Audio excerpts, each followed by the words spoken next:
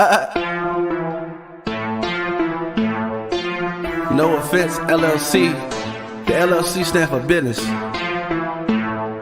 Yeah. It's no offense, yeah, we going in. Who we got on the show today? Might as well go tag a couple friends. They said you couldn't, now you know you about to blow again. They working hard in case you really need to know again. We're trying to get to know it then. Gay support from those that view and wanna see you win. We got the website, magazine, and radio. Be back up soon. Trying to put you in the spotlight so that you can tell your truth. Yeah, it's no offense to you and me. Ain't trying to sell no image. I want you to come on through and live your life the way you live it. What you say you on your way, shine so bright they gotta see you. Pave your way and go be great. Make us say now, believers. Hey, it's no offense. Yeah, we going in. Who we got on the show today? Might as well go tag a couple friends. They said you couldn't, now you know you about to blow again. They working hard in case you really need to know again. Hey, it's no offense. Yeah, it's no offense. Yeah, it's no offense. Yeah, it's no offense. They said you couldn't, now you know you about to blow again. They working hard in case you really need to know again. Hey, it's no offense. Man, y'all hit that share button, man. Tap in. Special thank you to the guest of the show.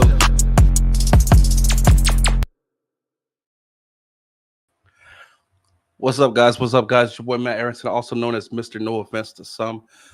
In case you're not familiar with the platform, if you are familiar with the platform, y'all know it's another session, another opportunity to hear another fantastic story and get to meet another wondrous individual. So tonight's going to be no different. Actually, tonight is very special and near and dear to my heart because of the cause.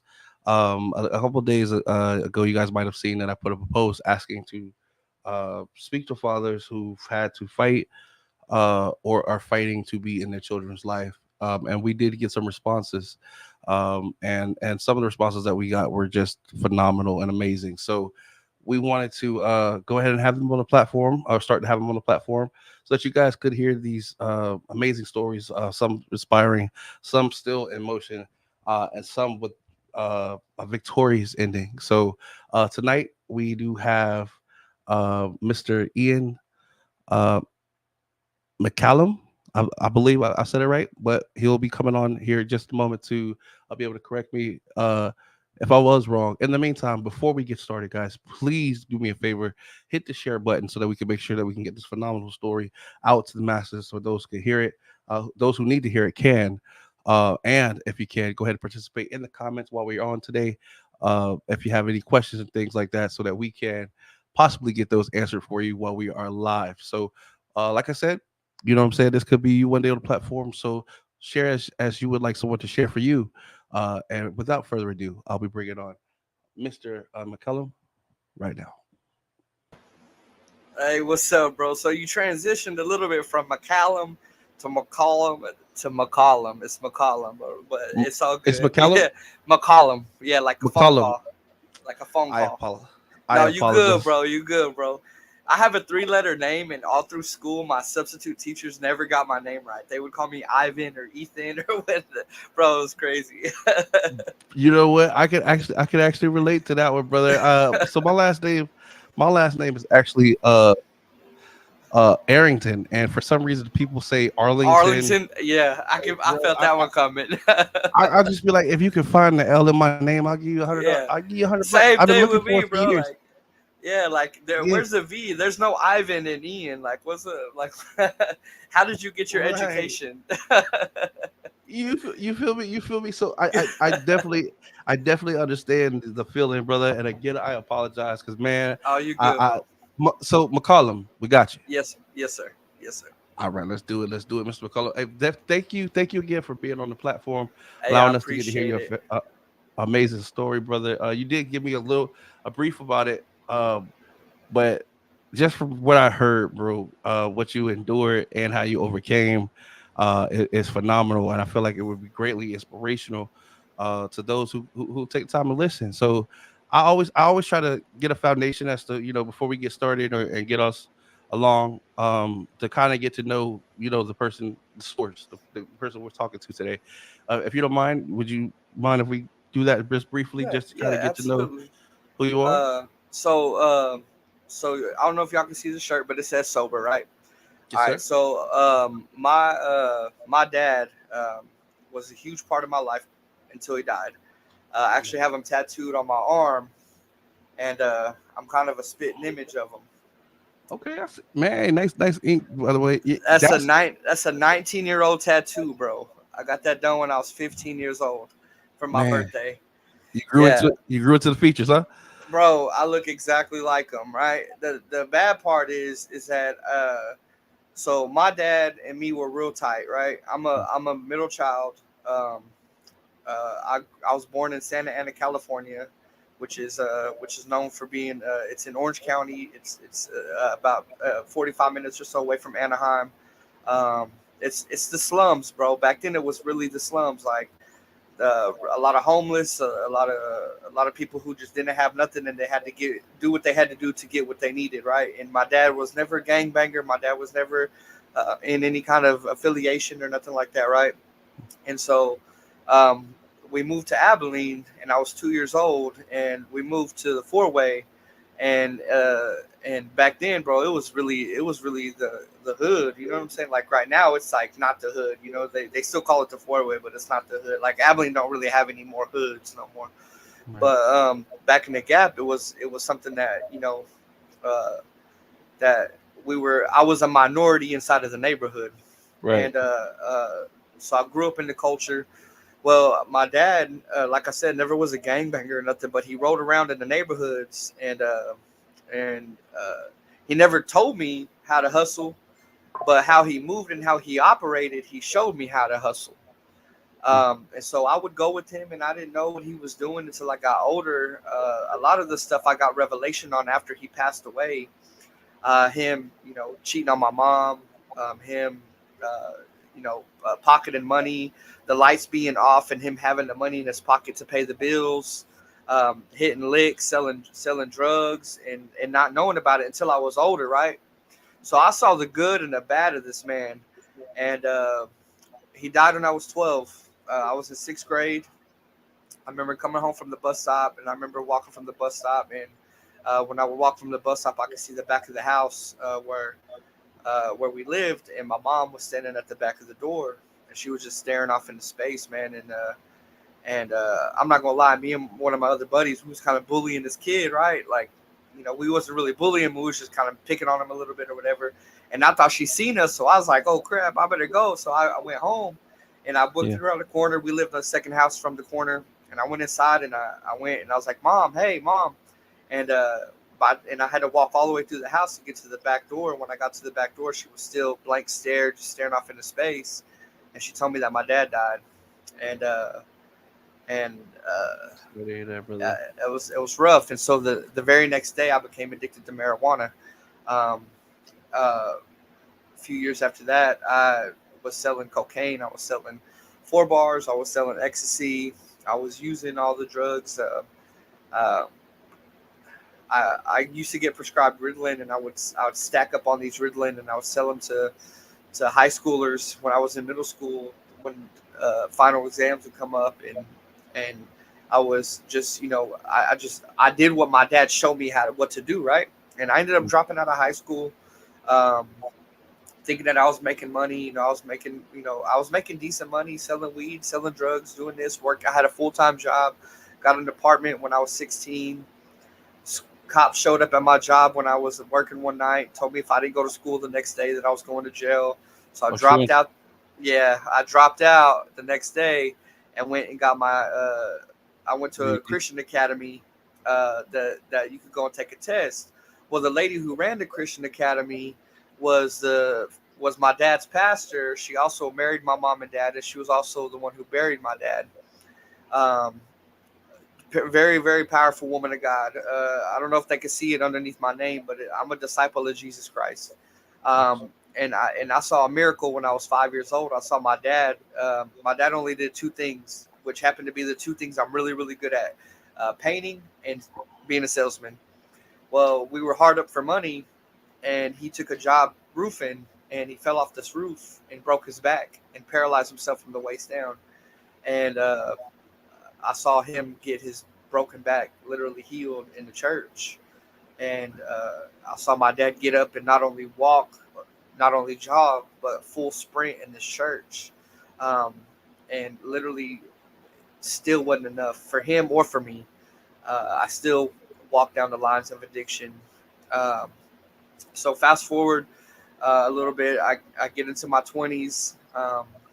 I was doing some music. I was really big on in the battle rap scene, like for myself. Like anybody who thought they could rap, I would really like take it upon myself to be just super aggressive and come and just and really speak death on people instead of like, you know, what I see now is like I should have been speaking life on people. I should have been encouraging people and bringing hope to people's lives instead of like cutting people down and you know, knocking them down and not helping them level up. Well, Right. anyway, so I had my first daughter when I was 24, and this is the hard part of this podcast, right? So my oldest daughter will be 10 uh, November 24th, and I haven't seen her in 7 years. Um, Sorry, bros. man, it's God's working it out though, right?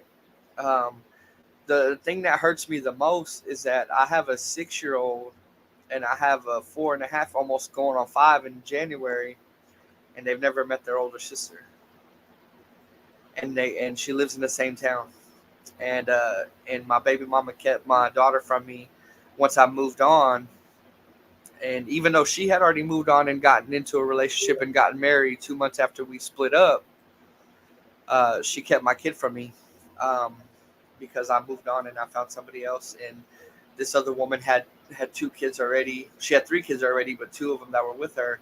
And so I'm a dad at heart. You know, I love kids. Period. Like I'm gonna treat your kids like they're mine. If you're my girl, then your kids are my kids. Like that's just how it is. You know what I mean? Like I don't know no other way. Like I don't know half love. I only know full love. And so you know, she started keeping my kid from me, and that's when I started spiraling down, bro. That's when I got really big into meth, bro, and really started getting into the dope game. Can I can I stop you here? So when you say she was keeping your daughter away from you, can you give us examples as to what So so we had joint take custody. place? We had joint custody.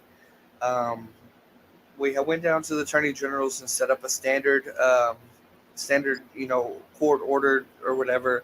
She chose not to put me on child support because of the fact that we had a joint custody agreement between each other. She didn't try to hit me with any back pay or nothing. Um, well, when she got married to this guy, she moved to San Angelo, which is about an hour and a half away from here.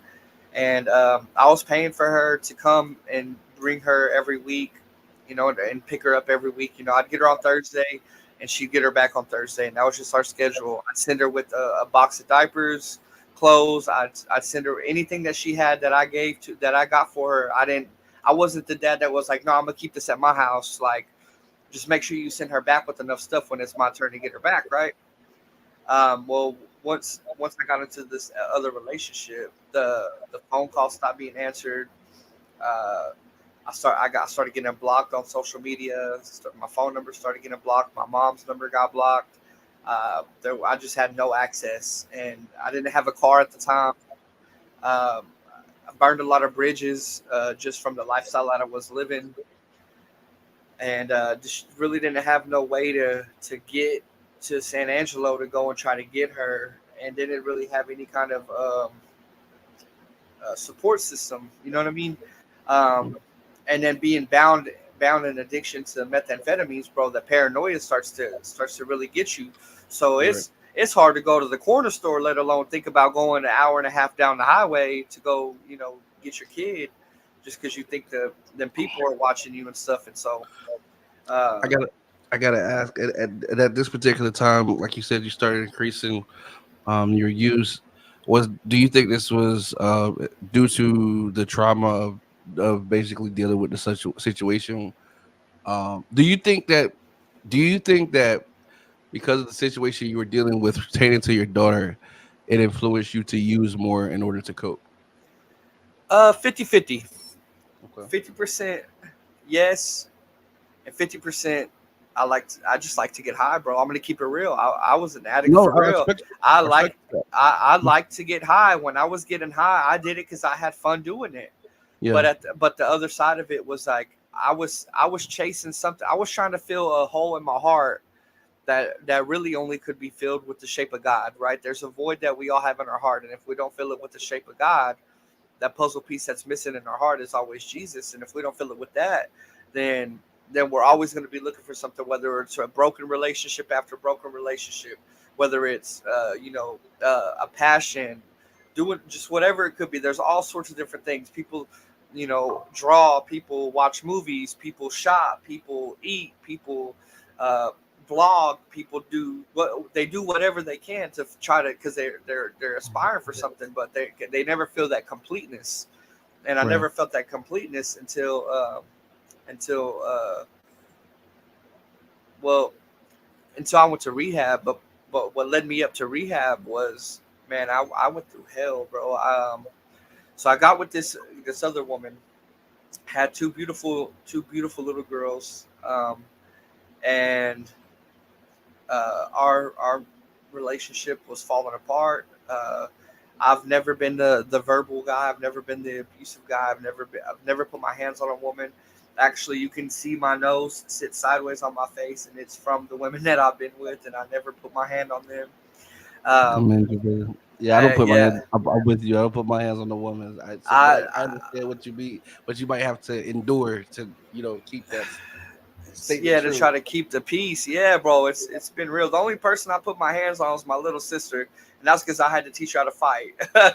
But that was on that was daddy's command. You know what I mean? That was my pops letting me now she can beat up dudes, and so we really messed her up. Like she, Baby, but she's she's safe. tough, bro. She's tough, bro. Yes, Um, sir. but yeah, so anyway, so our marriage started to fall apart. We were both active in addiction. She she had a son and a daughter that I before our kids were born, I was raising her kids, and when I met her, her son and her daughter were 3 and 4, and they were calling me dad, and I raised them till they were 10 and 11, and You were the dad they knew. yeah, so I was the dad they knew, and I remember my son. I don't like saying stepson because I never saw him like that. Right. I was never a stepdad. I was a step up dad. Um, Commend you for that. Yes, sir. and he came to me one day after me and his mom were arguing, and I always kept it cool. Like I always tried to keep it just level headed. Like say what you want to say, yap, do all that talking, yelling, whatever. I'm just gonna chill, because the thing is I learned to take my reaction, which is an impulse, and turn it into a response, which is the reaction under control. So Right. if I react to you, chances are you're gonna catch the side of me that's not really how I feel. I I like you. understand that. For example, you catch this with a lot of dudes when they get that text that says "I'm pregnant," and they be like, "Is it mine?" When really deep down they be like, "Man, I'm about to be a daddy." Right. Right. You know what I mean? But their reaction is to say, "Is it mine? That ain't my baby." Like, are you sure? How many tests did they got all these different things that they react with real quick, but they won't respond with what they really feel. So if they let's take a step back, Yeah. and I've applied that to my life enough to where now I've gained a spiritual awareness and discernment to know, all right, watch my mouth, watch my tongue, because I know if I react, usually it's impulsive, and if I leave it up to me and I react, my Right. reaction is going to be Ian. My response is going to be Jesus. My response is going to be with love, with kindness, with gentleness. Um, but if I react, it's going to be, you know what I Right. mean? We can take it there. Like I'm saved, I'm not soft, but Yo, I like that. I'm saved. I'm not soft. Yo, hey. I used to tell people you can catch these prayer hands. You know what I mean? But but now I'm more mature. And Yeah. so anyway, so my baby mama takes my kids to San Antonio. Um, breaks me, Yeah. literally breaks me. Um, It never saw it coming. uh, Devastating. bro, the I pain don't and want it, to. I don't want No, to take you back to that moment, bro. But I you good. understand. It's cool though, because the crazy thing about this podcast tonight, bro, my daughters are actually out of town for the weekend. Um, or else they'd be running around making all kinds of noise, jumping over here, getting on the camera, doing all. But they're out of town for the weekend, and they're so what happened was is um, my baby mama took them to San Antonio, and before I had went to treatment, I had a journal um, that I don't know whatever happened to it. I don't know if I still have it somewhere in storage or my mom lost it in a move or whatever. But I had these numbers about it was at least 40, 45 numbers that I would call. I'd be chilling with some of the homies, even passing that thing around and being like, hey, bro, let me use your phone real quick. I'm gonna call my BM. I'm gonna see if I can talk to my kids. Yeah. And I'd call and she'd answer, and she'd be like, hey, who's this? And I'm like, hey, let me talk to the girls. Can I speak to the girls? And she'd be like, oh, they're on the trampoline, or they're swimming, or they're taking a nap, or I'm about to feed them, or call me back in 10 minutes, and this and that. And then every time, no matter what number I call from, immediately when I would try to call back after we'd hang up, I would try to call back because the phone calls always ended abruptly, and they were always abrasive. They were never like genuine and like, call back in Right. 5 minutes and you Peaceful. could talk. It was never peaceful, and Right. so I'd try to call back, and immediately the number was blocked. So this went on for about 2.5 years, or I take that back. It went on for about 2 years. Yeah. Um, for a year of that time, she didn't even have them, bro. Uh, So while all of this is going on, and she's abruptly hanging up on you and blocking the number, line, and yeah. she didn't even have the girls with her. No, man, she caught a handful of CPS cases, and then she called CPS on herself so that they wouldn't terminate her rights. And so they gave her the opportunity to find somebody that would foster the kids, that would take the kids in as caretakers. And that's actually who my children are with right now. Um, uh, we still stay super connected. God put it on their heart when I went to treatment. So what? So let me back up. What happened was is that when they went to court, my baby mama lied to CPS. She lied to the judge. She lied to the court system. She gave them false information on how to get a hold of me. Lied to them about my wanting to be involved in my kids' lives. Um, gave them fake names and phone numbers for my mom, for my sisters. Like, she did not give any true information. And so at the hearing, there was no time to try to find me, right? Right. Right. So the judge had to make placement orders behind my back, basically not behind my back, but without my consent, and place him with this family that she knew that she had introduced me to. I'd only met them one time. Well, she thought she was doing what she could do best to keep my kids away from me, because that was what she was doing the whole time. And that's really what it boils down to, man. And I hate to say that, because I would hate to think that a mother would really be that spiteful about her kids. Um, Yeah, here, man. but man, so when I went to rehab, the last person I talked to before I got admitted was her blood sister, and her blood sister told me that she didn't have the kids.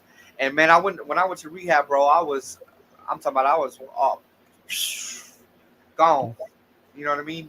And so I didn't even remember the conversation that I had with her until she brought it up to me later on down the road.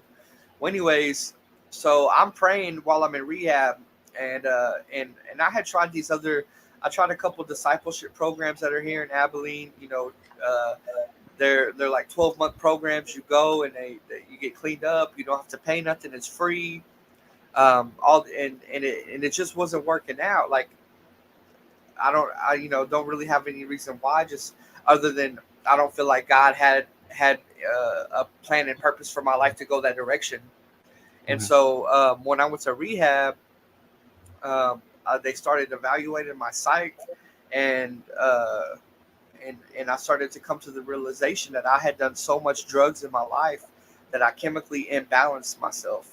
And so they started trying me out on different medicines, and these different medicines, mixed with prayer, You know, prayer came first, but the prayer led me to the understanding when God revealed it to me that I never thought doctors, therapists, counselors, or anything like that had any kind of authority in my life.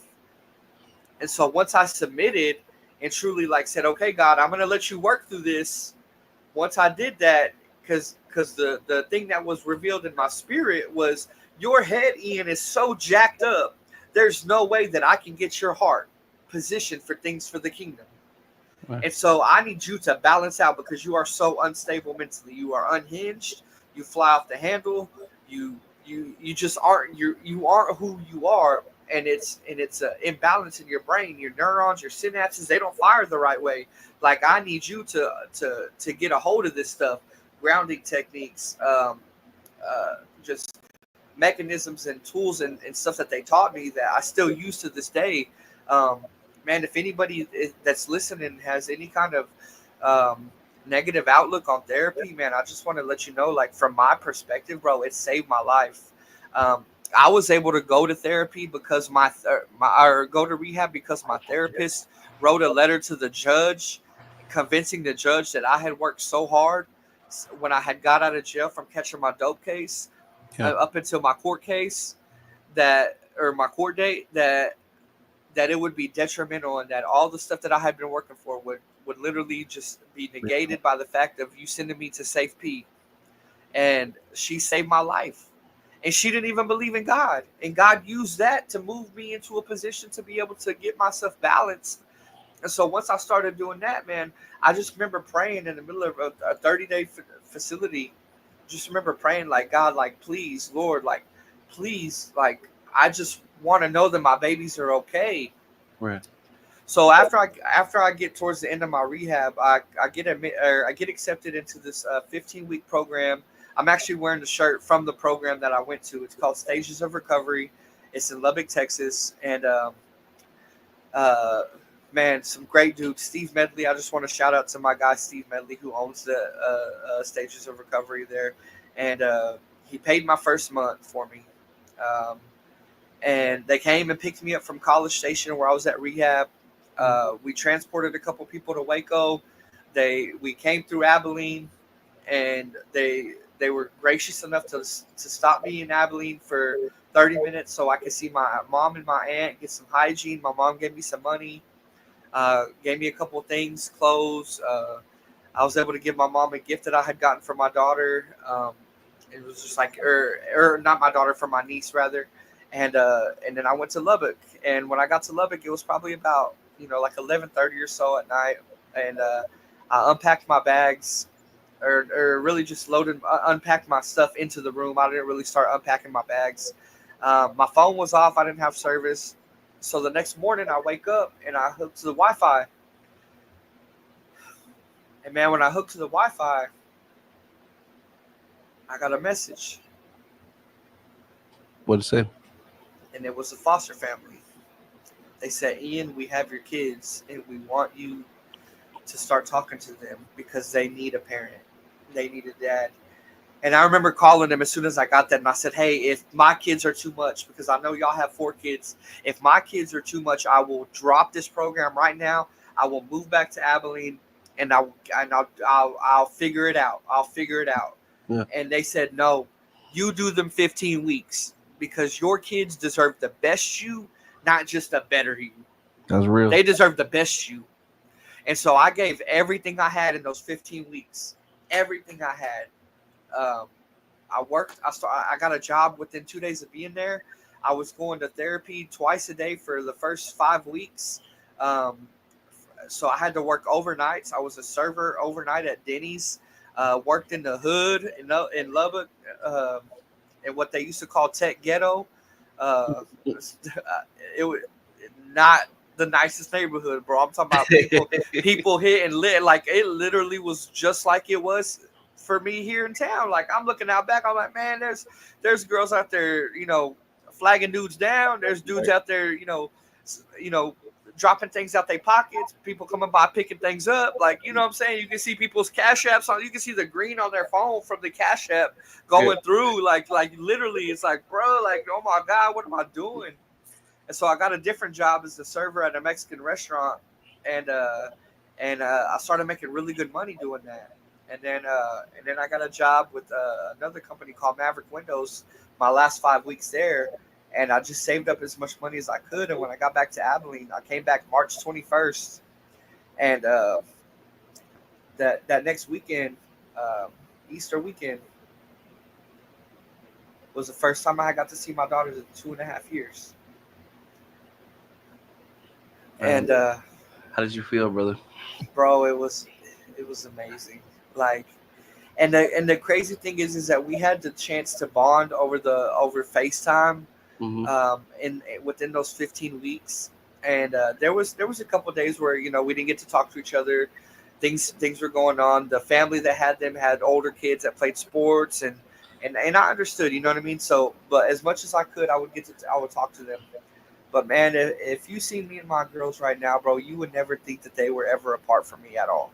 Like no one ever thinks that they've been, like, when they see us. People at my church and people who know me here in town, they know how long I went without my kids, Yeah. and they know how much I fought. Like, and and I do it on my own, bro. Like, this is not a brag or a boast or gloat or anything, bro. But I don't get food stamps. No. I don't get HUD housing. I don't get Medicaid. Like, I got my kids on insurance. Like, by the grace of God, I have a good job by the grace of God. I have my own place by the grace of God. I've got my own vehicle by the grace of God. But Amen. every chance I get, bro, I take my kids to the house of God. And Amen. it don't matter if it's Sunday morning. It don't matter if it's home church on Sunday night. It doesn't matter if it's Monday night prayer. It doesn't matter if it's Tuesday night Bible study. If it's Wednesday night Bible study. It doesn't matter if. And then not only that, but my house is a house of prayer.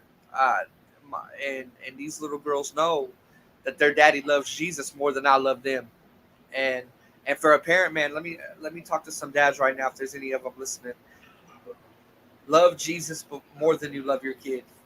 Because if you don't love Jesus more than you love your kid, then the love that you give your child is superficial. Because Jesus is love. Without Jesus, we have nothing. Without him, I would still be a dope fiend, bro. I'd still be thugging, bugging, drugging, out on the streets, hitting licks, having unsolicited sex with all kinds of women, just night after night. I would be just living a lifestyle that was just leaving me empty and destroying and killing me.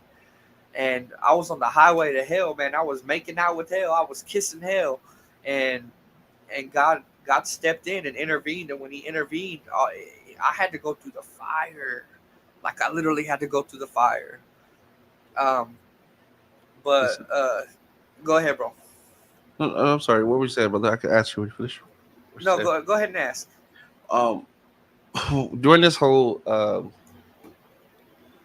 situation, with your daughter's mother, and finding out, that she didn't have him and things like that.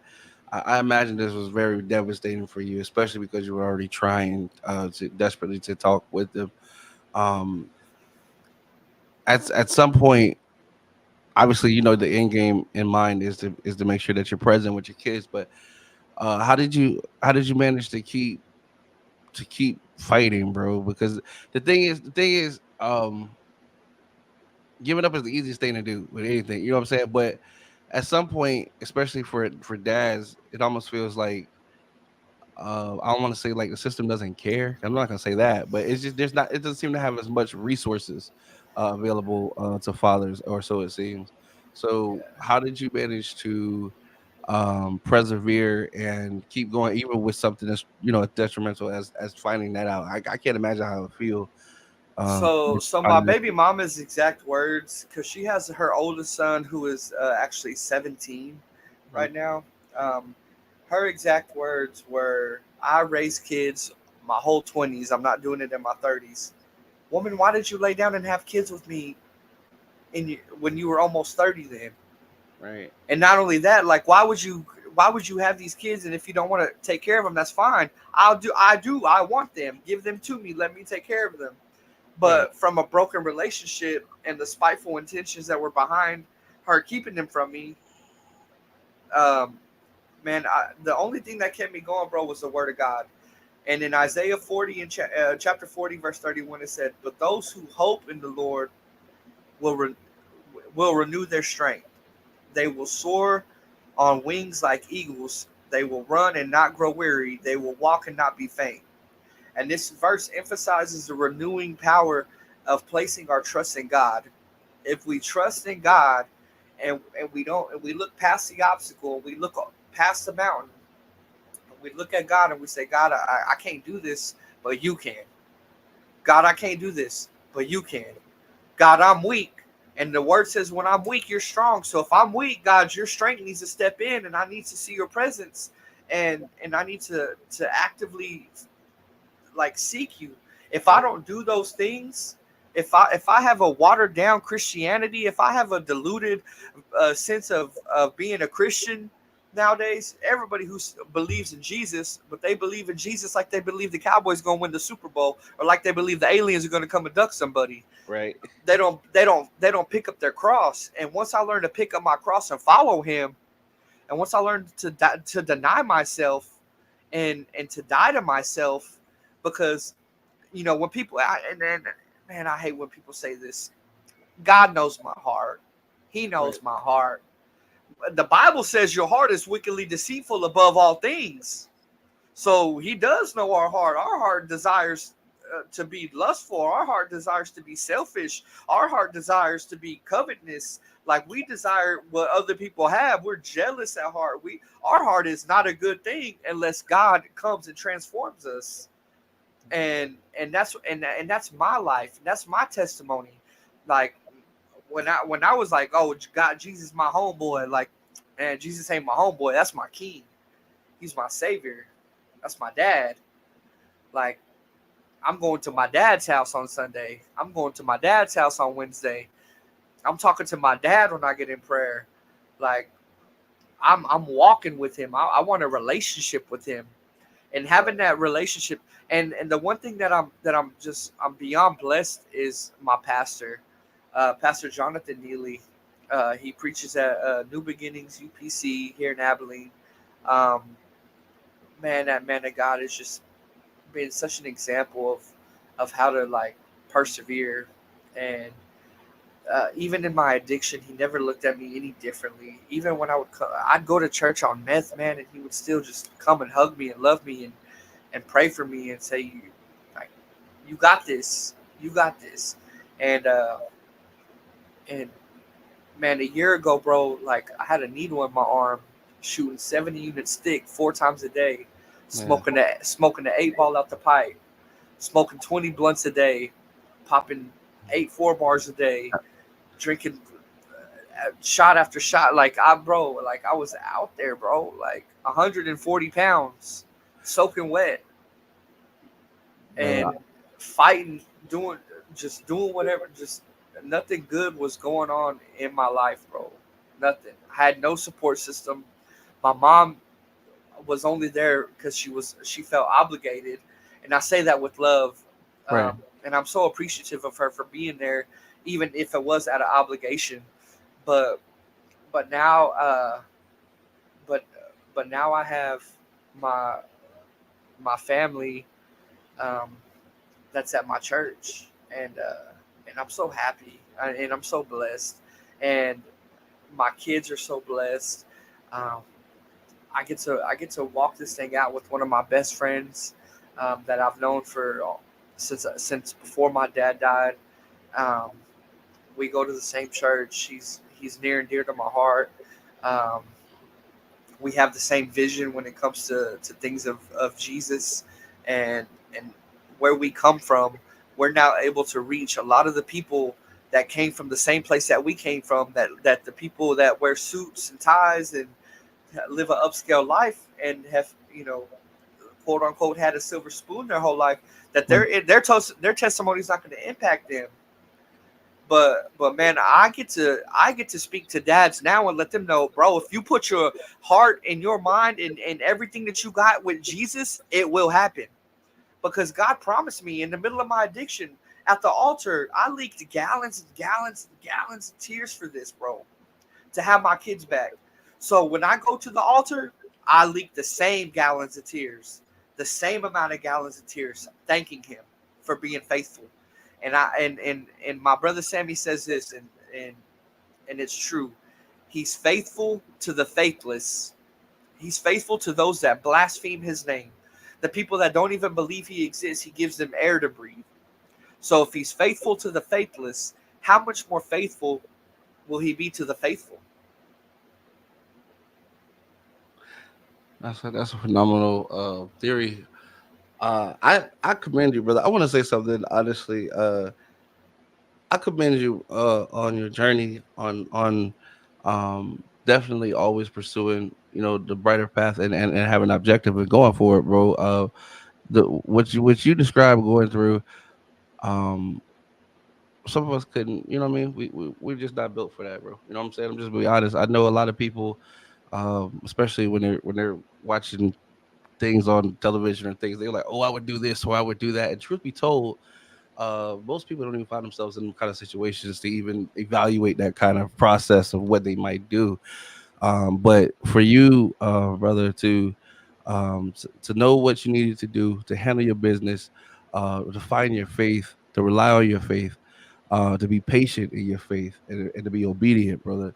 The way this worked out for you, man, is it's a blessing. It's a testament, and it's inspirational, bro. Like I said, for fathers out there, who are going through similar or who are going through situations where it just you're just unsure of what to do next, or if you're moving in the right, or even if what you're doing is getting anywhere. Hearing stories like yours, brother, and definitely, um just hearing your triumph, man, it really gives us another leg to stand on. You know what I'm saying? So I really want to commend you, brother, for coming on and I talking. appreciate that, man. And uh, about your sobriety journey, brother, I gotta say, and I say this all the time, I mean it. I'm proud of you because listen, every day, one of the things, hardest things for human beings to do is accept change or to willingly change. You know what I'm saying? We're very creatures of habit, and a Yeah. lot of people Oh a lot of yeah. people will make excuses to continue Oh, doing things I that was are right there, detrimental. bro. I was right there. I wrote the excuse book, bro. You Like, know what I'm saying? So and we're and all while doing things that we know essentially, like this is not serving on my higher self, or this is not necessarily the best me that I can yeah, that I can offer. I gotta commend you, bro. A year, 365 days, bro. A yeah. day at a November time. 8th. You November feel 8th will me? be my 1 year mark, man. Yeah, yes, it will. And bro, and I definitely see many more for you, bro. Yeah, Yeah, I for commend sure. you. I commend you as well for becoming the king. You know what I'm saying, and raising your princesses, brother. You said I know you said you want to reunite the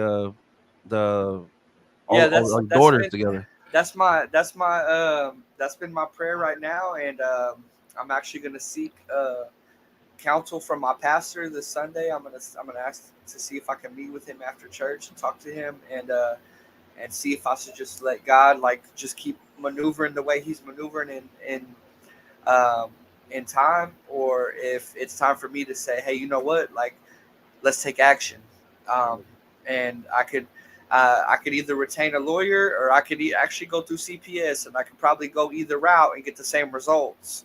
Um, uh, I don't want to speak too much about the Right. situation, but um, uh, as a father, not being around my daughter for 7 years and her being raised by another man, most men would be like, "That's my kid," that's this and that, and get out. Right. And don't get me wrong, inside a lot of me is like that, but Right. at the same time, God has been able to humble me enough to be like, well, that man has raised my daughter, so I got to have respect for that. Like, he's Right. raised a young lady that seems to be a very loving, caring, charismatic, uh, genuine, authentic young lady. Like, I've got nothing but respect for that. And at this point, her not being in my life, like, bro, like, she could call me Ian, and it really wouldn't offend me. Right. Um, Even though I'm her father, it really wouldn't offend me. But at the same time, I have these two little girls that have an older sister, Right. and these little girls want to meet their older sister, Right. and their older sister's being denied the opportunity to be a big sister. And so as a parent, we'll do anything we can for our kids. That's We'll go cool. through hell and high water. We'll, you know what I mean? We'll fight tooth and nail. So for me, this is something that's worth fighting for. Right. It's worth fighting for my little girls to get to meet their sister. It's worth fighting for them to get to have a bond, um, and to be unified and to be friends and to look at each, like, what's crazy, bro. It's nuts, man. Like, my youngest daughter and my middle daughter, if you merge them together and you grew them up 4 years, they look exactly like my oldest daughter. And then I was showing Damasio pictures at work the other day of my oldest daughter when she was 4.5 years old, and she looks like my 4.5 year old. Then I showed him pictures when she was 6 years old, and she looks exactly like my 6 year old. Like, it's uncandid, bro. Like, it's crazy. And I'm like this is, and I know God's gonna make it happen. And it's another one of those things where He's nudged me in the spirit and says, I'm you keep crying, because He hears those who cry. Amen. Real men cry, bro. Like, I cry every time I'm at church. It ain't church if I ain't sweating or if I ain't crying. I'm being real. If I'm not jumping around sweating or if I'm not on my knees crying, it ain't church. Like, I might as well have not have showed up. Like, Yeah. I feel like if you could, well, I mean, the Lord sees you all the time, brother. I mean, and it's about your relationship with Him. You know what I mean? yeah, That's what I say. Ultimately, I listen, man. I love your faith, bro. Like, on God, I in the world where it seems like it's popular to do the wrong thing, even when people know it's the wrong thing and still proceed to do it, it's refreshing to see somebody who's willing to stand up and say, "Yo, I'm on a Jesus team." You feel me? Like, yeah, that's how we marched it over here. yeah, You know what I'm yeah, saying? And I really feel like, that as a man, especially as a father, somebody who's going to teach somebody how to be in this world, the fact that you're willing to stand on your own platform and say, "Yeah, man, this is look, I get what you're doing, but this is what we doing." You know what I mean? yeah. And I feel like that's an amazing leadership quality to instill in your kids. So again, commend that. I commend you on that, bro. What's in a perfect ending to the situation? What would you like the outcome to be? If God has His plans, man, and He does what He does, but what would be the beautiful ending of that you would, if you could write Uh, it, that you would prefer? Let me put it. Let me put it like this, bro. My perfect ending would be walking my daughters down the aisle and handing them off to a man who is an apostolic follower of Jesus Christ, who preaches and ministers in whatever platform or whatever way, whether it be a financier, whether it be a co-worker, whether it be a minister, whatever the purpose that God has given that man. But as long as he has Jesus Christ first in his life, me being able to hand my daughter over to that man and say, take care of my baby, with all three of my daughters, and knowing that I grew them up in the faith, and knowing that I gave them the example for them to look at the red flags and say, hold on, whoa, whoa, whoa, whoa, whoa, whoa. My daddy never talked to no woman like that. Right, My daddy never, no, well, hold on, wait a minute. We don't, what are you listening to? right, That we don't, my dad never listened to music like that. Wait, you want me to do what now? Hold up. Wait, what? You want me to wear what? Like, you wait, hold up. Wait, hey, you getting a little too touchy. Well, hold on. My daddy told me I need to set boundaries. right, right, And, right, and and when I want them to grow up like that. And I want them to see that as an example in me, being not me having to tell them that, but me being able to show them that. I want to be the opposite of my dad. See, I showed my tattoo earlier, and I don't tell a lot of people this. I got the tattoo as a reminder. Most people would get it as a tribute, a reminder, so they don't forget. I got mine as a reminder of who I didn't want to be, and that's real. I loved him with all my heart. He was my best friend, right. but I didn't choose. So my older brother and my younger sister, my brother is 4 years older, and he was raised by my dad. My little sister is 20 months younger than me. They chose to see the good. Right. They left the bad to be unspoken. I saw the good, the bad, and the ugly. I saw him for who he was all the time. I remember that. I remember him pushing my mama. I remember him calling my mama out of her name. I remember the times when he would go to work and I would go to work with him, and he painted the numbers on the driveways, people's addresses, you know what I'm saying? Mm. He did that, had a little business in Abilene, and he would make money. And what he would do is he would take the checks, the personal checks that he would get, and he'd put them in one pocket. And then he would take the cash that he would get and he'd put it in another pocket. And whenever we got done with the day, we'd hit the Mr. Payroll on the corner store and he'd cash those personal checks and he'd put that money in his pocket. And I held down lies for this man. Yeah.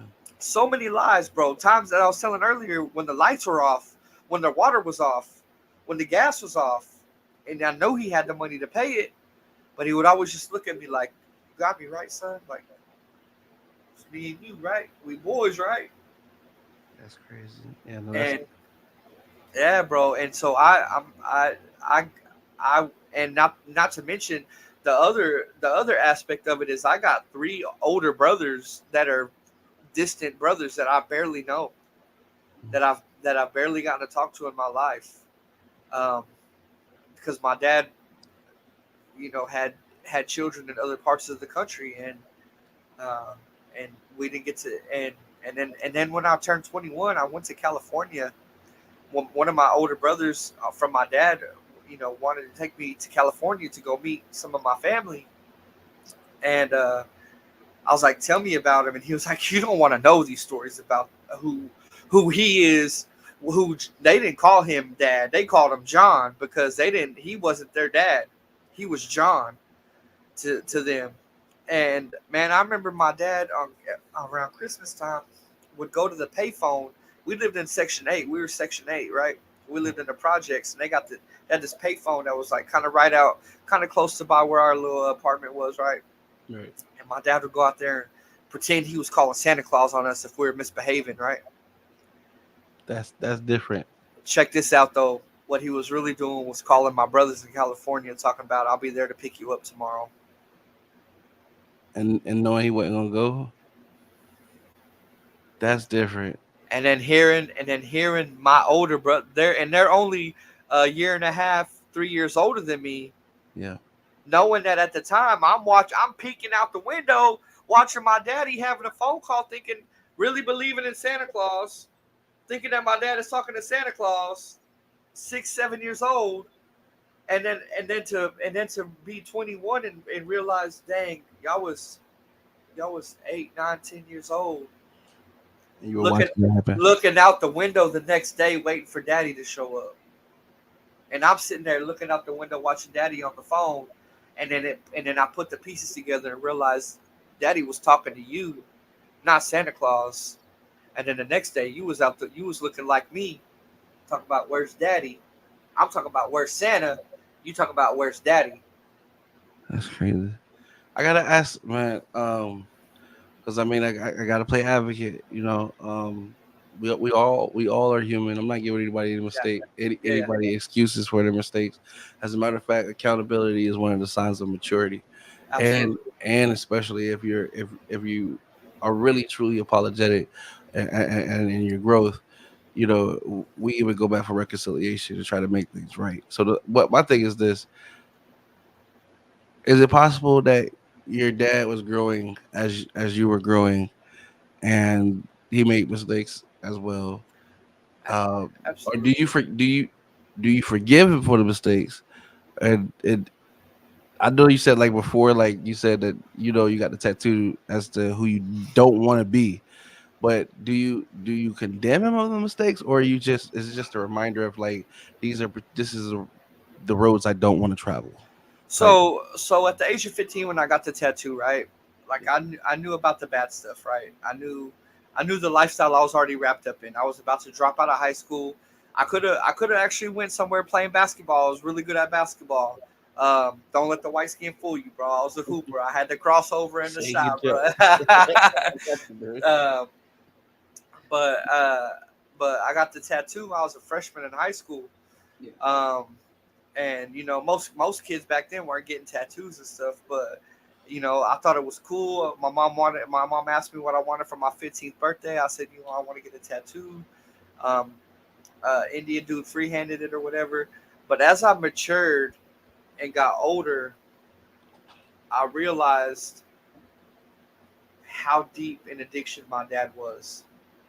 Uh, One of the last conversations I had with him uh, still breaks my heart to this day.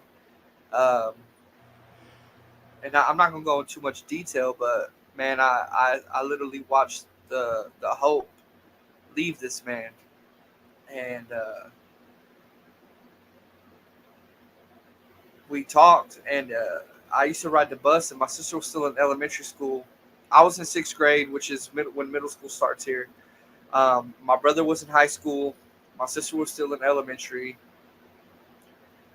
Uh, I'd ride the bus. I'd get home. My mom would have to pick my brother up and then my sister up, and they wouldn't get home till about 5:30 or 6. I'd get home about 3:30. So I would be outside playing basketball, working on my craft, throwing the football, doing whatever. You know what I mean? And my dad walked up on. He knew where we lived. He walked up on me. Um, I was playing basketball, and he was like, "Hey, what's up, son?" And I just kind of like, man, it's the one thing in life I regret. I wish I could take it back, man, um, because the way I handled that conversation at the age of 11, and the way I just showed no care, like like I treated him the way I felt like he was treating us. Like, you don't care about us, so why should I care about you, bro? Like, Right. talking to him like this, like. And he's like, "Hold on, how you, boy? Don't you? You should watch it." And I'm like, "Man, it is what it is." I'm 11 years old, telling my 47-year-old dad, "It is what it is, bro. Like, this is how it is. Like, you don't come around, you don't give us no money, you don't help us, you don't do nothing for us. It is what it is." And I remember watching him walk away, man. And when he walked away, man, that was It the hurt last him. time. That was the last time I seen him before I seen him in the hospital bed, jaundiced.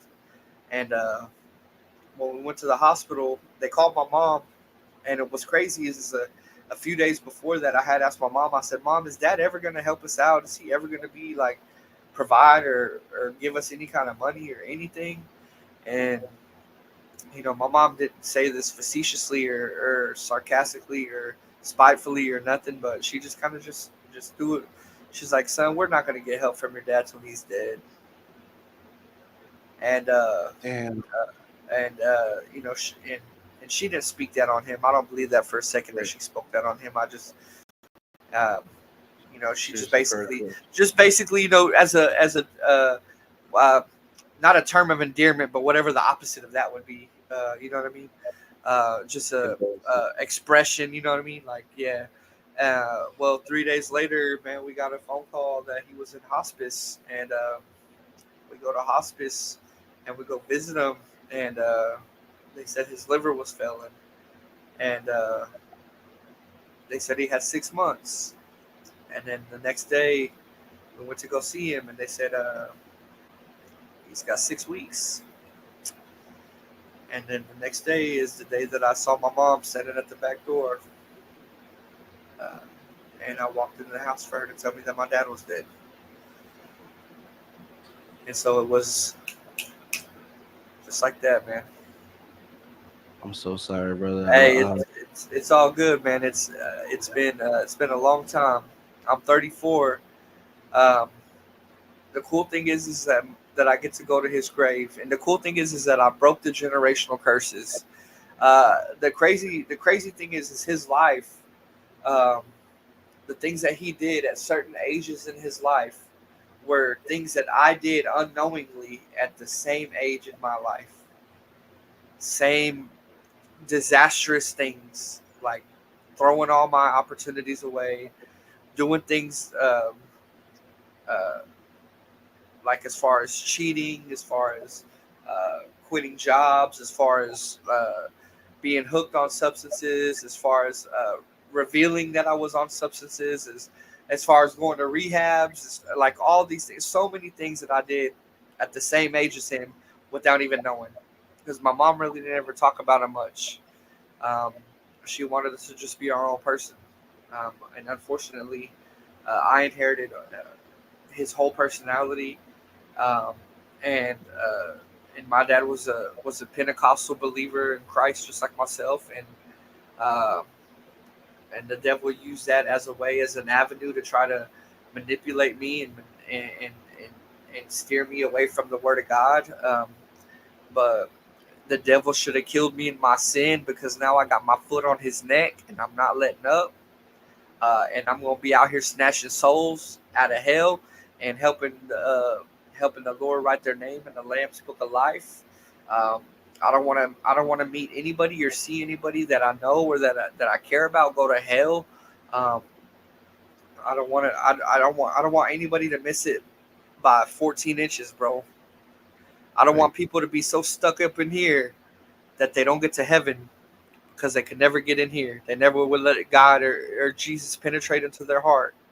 And Jesus is a gentleman, man. He knocks up. He knocks. He's like, "Hey, can I come in?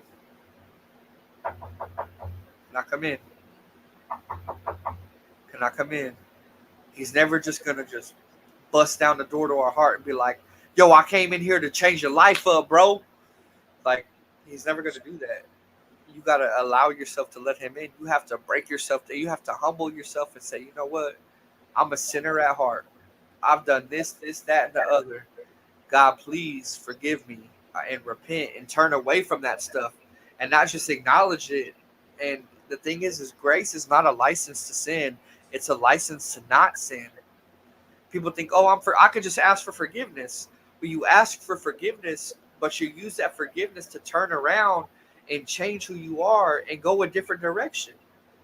And then once you catch that, you could run off with it. Nobody can stop you. When you catch it, you're gone. Like, but until you catch that revelation that, okay, this is a license to not sin, not a license to do whatever I want and just say, "Oh, I could just go and tell Jesus, please forgive me for doing this and doing that, and smoking this and drinking that, and partying this and drugging this." And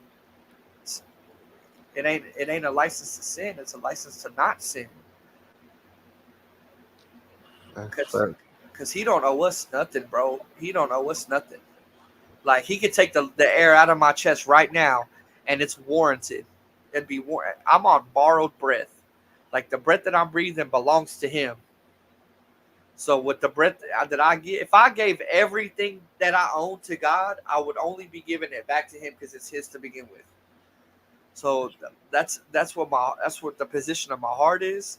My kids belong to him. My life belongs to him. My parenting belongs to him. My finances belong to him.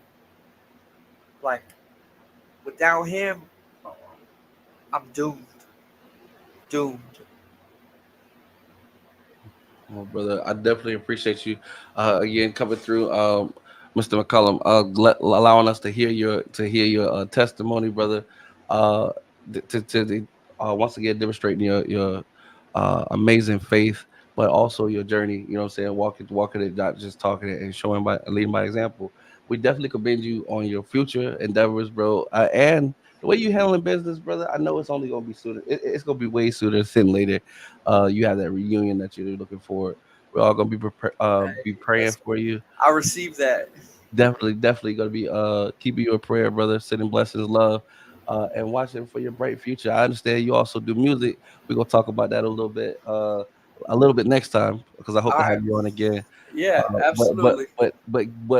paying proper homage to that art in its respect. You know what I'm saying? Again on the platform. So I'm just from one father to another, bro. I'm proud of you, bro. I'm proud of Thank you. you. Just keep doing them.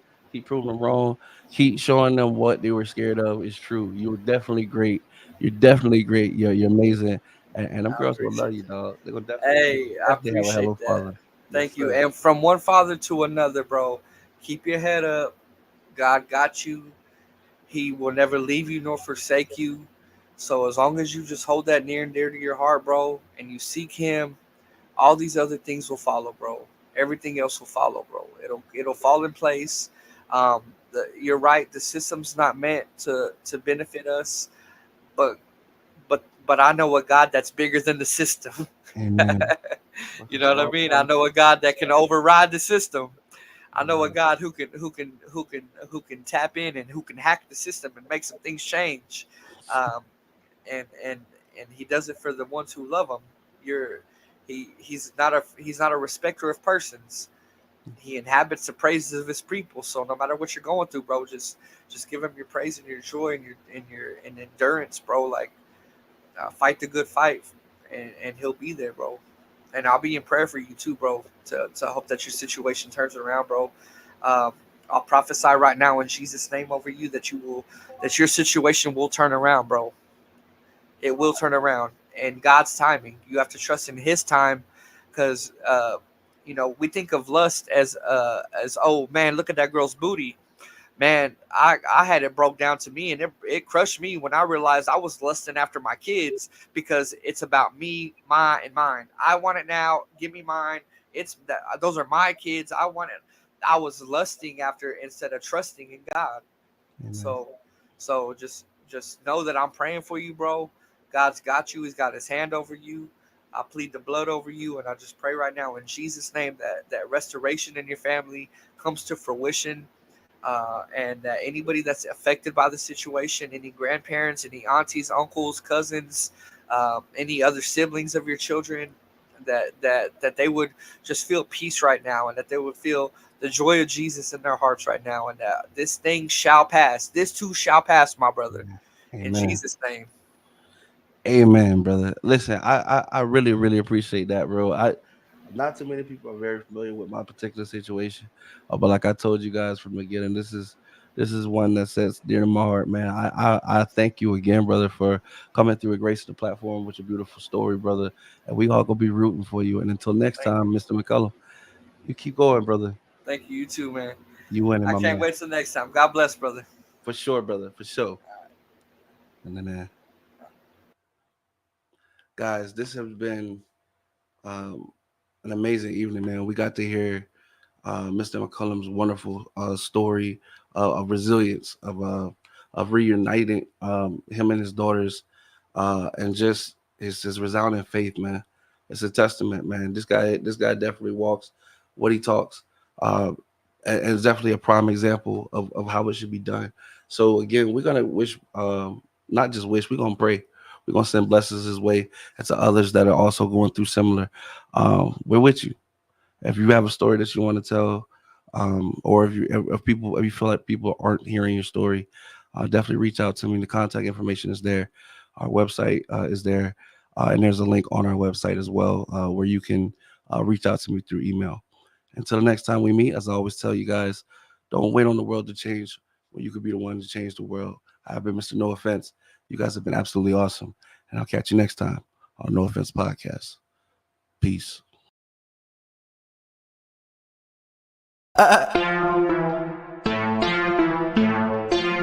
No Offense LLC. The LLC stand for business. Yeah. It's no offense, yeah, we going in. Who we got on the show today? Might as well go tag a couple friends. They said you couldn't, now you know you about to blow again. They working hard in case you really need to know again. We're trying to get to know it then. Gain support from those that view and wanna see you win.